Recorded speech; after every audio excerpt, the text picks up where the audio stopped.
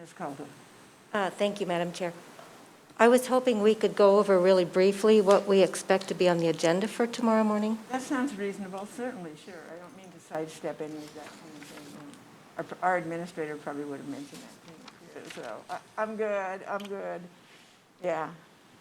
I've been taking notes, but Elizabeth or Sandra, do you want to tackle this, or would you like me to? Excuse me, Madam Chair, I'm not able to hear you when you speak. You are so good, thank you, because I stay on, I mention that to everybody else and then I forget it myself. Thank you, Ms. Lee, I appreciate that. Yes, so we will have, maybe we can have some kind of a brief discussion. Depending on public testimony tonight, it could add, change, delete, whatever, things. So I just ask that we not make any decisions at this point, that we have discussion. Do you want me to go, or do you have a list? Okay. Can you give me like 1 minute? I'm having the team, so we've got the budget team that's on Zoom, and they have been taking notes fast and furious this entire time and have been compiling the list. So I'm asking them to email it to me so I can share it with you. How about, Gary, do you want to start? Yeah, We'll fill in. Let me read what I took notes of, and then we'll have the real list in a moment. So, to discuss the Housing Authority budget related to H3S and the Metro Supportive Housing Funds, how to acknowledge that or not in this proposed budget. Next, to look at the contingency funds and reserve funds by every department and to confirm what those are. Next, to discuss the assessor's office about the need for additional staff. Many other departments had that request as well, so whether you want to expand it to all or just the assessor, but you did mention you'd like to talk about the assessor's request. Setting up reserve funds for building maintenance costs, if you want to direct staff to do that in this budget or simply allow us to look forward on that. Those are the key things that I took down as far as discussion for tomorrow. The other thing that I noted was, and I don't know exactly what I meant now that I think back on it, on IT expenses. Does that ring a bell? Gary, I would like for tomorrow to present your list of additions to this budget that were not in last year, to let the committee know that this budget is not status quo. It is looking ahead progressively as managing growth.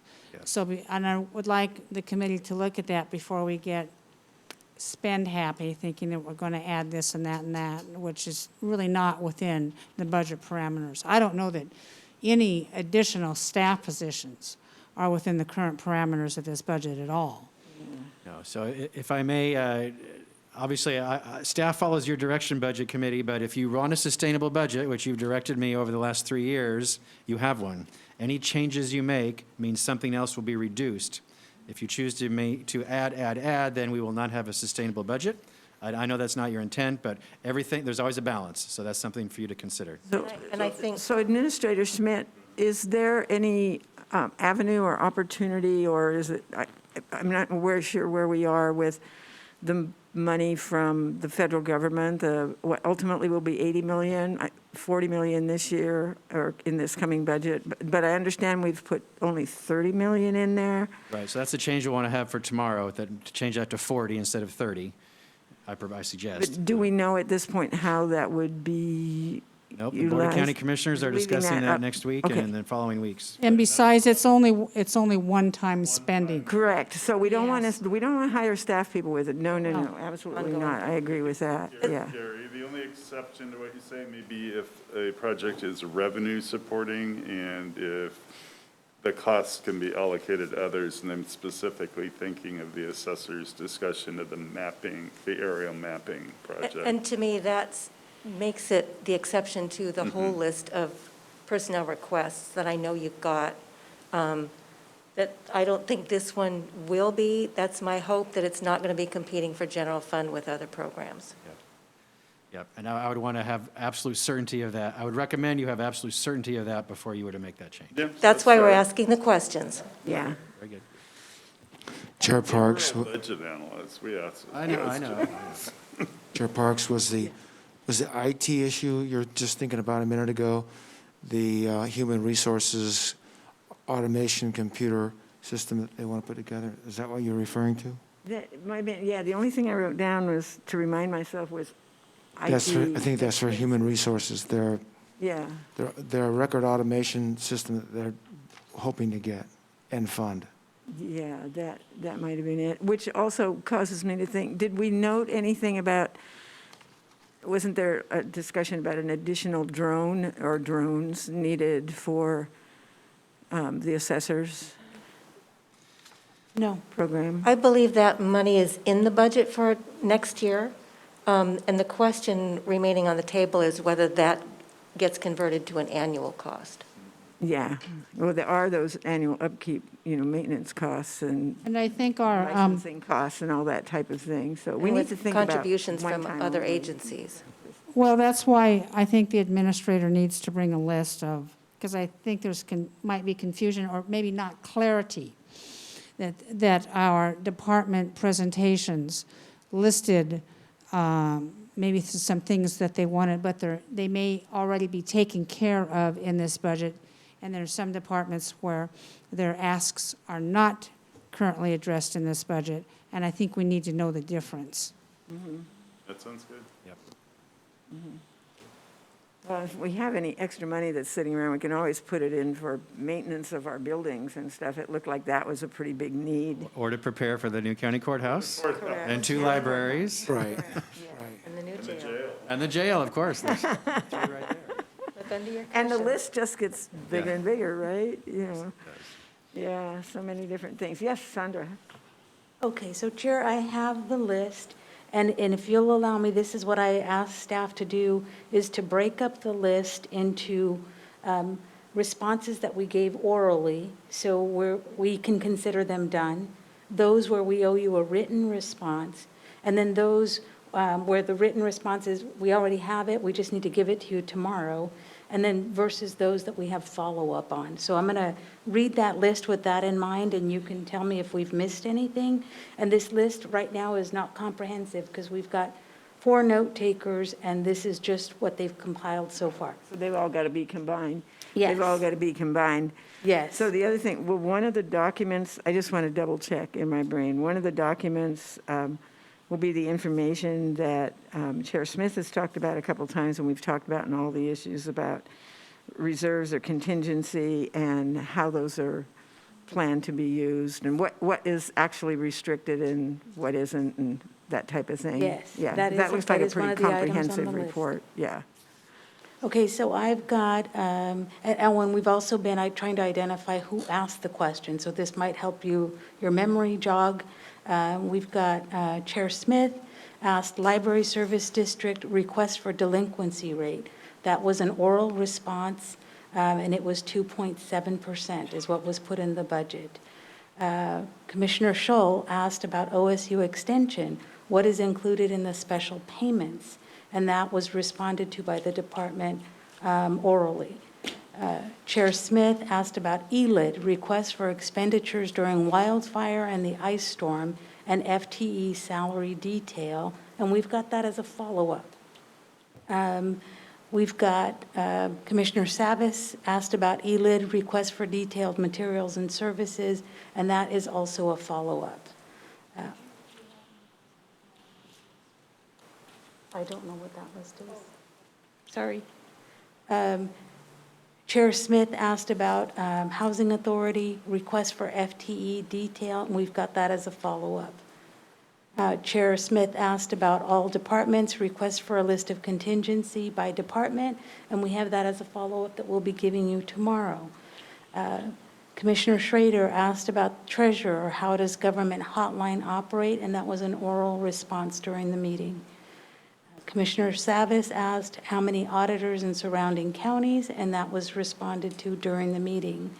Commissioner Scholl asked about treasurer, how often will the audits, will the treasurer audit each department?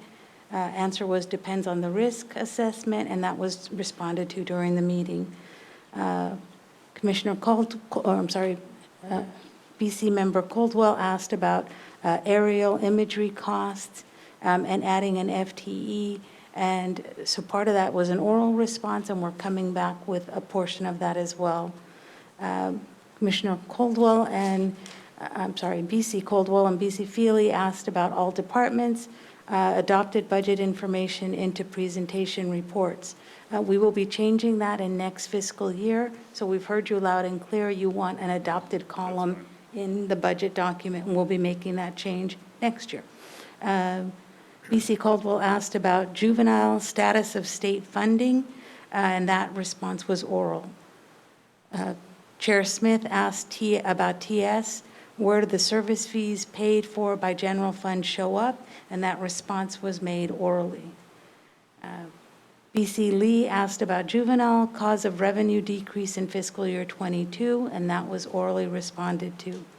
Commissioner Schull asked about juvenile, expand on loss of 2 FTE, and that was responded to orally. Commissioner Schull asked about corrections, who pays for mental health stabilizing housing, that was responded to orally.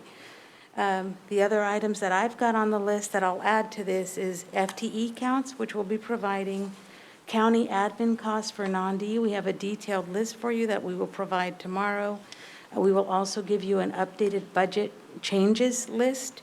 Some of those are amendments, and so we will make sure that that gets included into the final motion for a vote.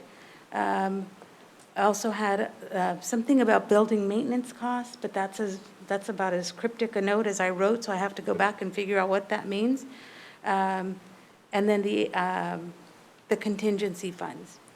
So that's about as complete a list as we've got right now. Like I said, we've got to compile notes from multiple people and add to the list. Sandra, the question about building maintenance cost had to do with this building and the DSB average, what the cost was for maintenance each year. Okay, thank you. I will Yeah, just on those update two that. buildings. Yeah, that's a good point. Thank you, that's very comprehensive. I think, and one of the things for us to remember, like Administrator Schmidt said a while ago too, is it's kind of like dominoes. If we move one thing, it moves a whole bunch of other things, and Gary needs. yeah, I see that, thank you. And we need to be cautious of that, so, I'm Mr. sorry. Smith. So what I'm hearing, though, is kind of what I already said at the beginning. So the discussion points tomorrow are the Housing Authority budget, the use of contingency by departments, just to reaffirm what they're used for, and if you support that or not, the assessor staffing, setting up a reserve fund for building maintenance costs. That's what Chair Smith was asking about in relation to that question. Are we setting up a fund or not? And so those are the 4 key items of discussion. That's what I've heard, even with the question, Sandra. That was very helpful. I still hear those 4 key themes. So I guess I would offer, are there other themes or issues you'd like to talk about? Any departments you'd like to revisit or have the directors come back? Let us know so we can tee them up, please. I'd like to thank you all for the uniformity of each briefing. It made it much easier to follow and to kind of put them all together. I watched the briefing last year, and this one was much more organized, I think. Thank you very much for everybody Yeah, who made that possible. Thank you. that's a very, very good point. We were saying earlier too, some of us that have done this before, that it was so much better to see everything was uniform, and you knew where to look in each department to find whatever piece of information you wanted or needed. So thank you, staff, for that, all the staff that had anything to do with that. That's amazing. Commissioner Fisher. With that, shall we? Fisher. Thank you, Commissioner Fisher. Yeah, no worries at all. Yeah. Question, other budget years, we've received a report on the number of positions that are vacant currently. Can we get that? I just like to keep up on that to see what our vacancy rate is. Yeah, the most recent report we have is from our April Budget Committee meeting. Okay. So we can see if we can get that updated for tomorrow. Okay, or just revisit it, or I can, just tell me where to look. I just And those like are, to. those We'll would be bring it. vacant positions that are still on the budget, on the books, right? Yeah. I Yep. just want to make sure. And then my only other thought is, I'm not sure if there'll be any issues raised during the public hearing, so I don't know if after we can conclude at public hearing if we want to just put anything else on that agenda. We might want to just take that time. Yeah, yeah, and of course, yeah, we don't generally respond to anybody at the public testimony part. So if there is anything that, we might just say, well, make a jot down for tomorrow, it's right there. Okay, closer. We might just want to say, maybe we add XYZ to tomorrow's notes, and that'd be the end of the discussion for this evening on that, depending on what it is. Okay. All right, that sound good for everybody? Ms. Caldwell, does that help you with like where we are and what we need to do tomorrow? Yes, thank you. Okay, very good. Yeah, that was a great call on that. Thank you. So, okay, well, we will recess until 5:30.